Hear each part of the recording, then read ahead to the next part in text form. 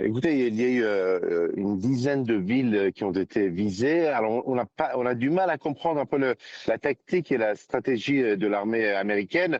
Par exemple, dans la ville d'Arvaz, aux alentours de la ville, il y a eu des bombardements, visiblement contre des cibles militaires. Là, il y a 4 morts et 5 blessés. Il y a eu également d'autres frappes contre les villes du sud, mais aussi du centre et de l'ouest de l'Iran.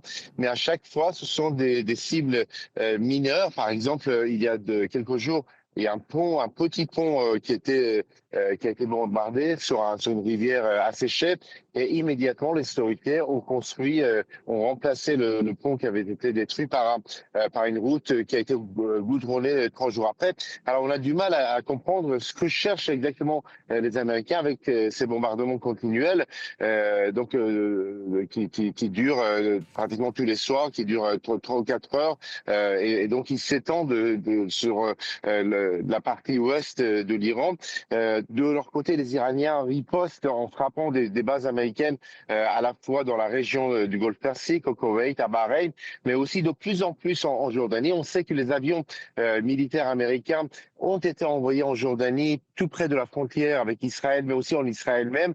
Certains avions en Hongrie pour le mettre à l'abri des missiles iraniens. Mais là encore, ce matin, les gardiens de la Révolution ont annoncé avoir frappé des bases américaines en Jordanie, notamment dans la région du port d'Aqaba, ce qui veut dire que les Iraniens utilisent des missiles de plus en plus de longue portée pour frapper les bases américaines et en particulier les bases où sont stationnés les avions militaires, les F-35 ou les avions ravitailleurs américains.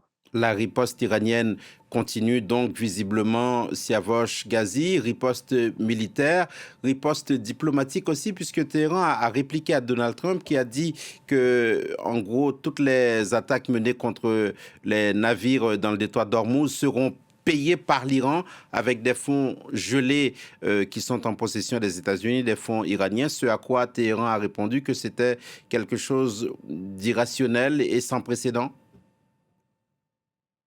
Oui, absolument. Ça a été dénoncé par le ministre iranien des Affaires étrangères. Alors, les États-Unis peuvent effectivement utiliser ces fonds qui ont été gelés à cause des sanctions américaines pour, par exemple, compenser les frappes qui sont menées contre les navires. Mais là aussi, il peut y avoir une escalade puisque, en plus du détroit d'Ormuz, qui est désormais fermé avec des attaques contre les navires, maintenant, il y a l'autre front qui a été ouvert, le front de Bab el-Mandeb.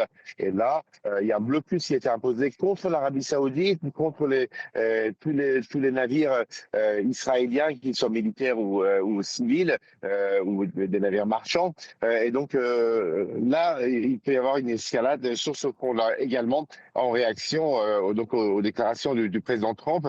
Alors, on ne sait pas ce que cherchent les Américains, comment on va sortir de cette escalade qui est maintenant moins important que il y a par exemple quelques jours, puisqu'on a en termes d'intensité et donc de zone de frappe, il y a donc une baisse qu'on constate.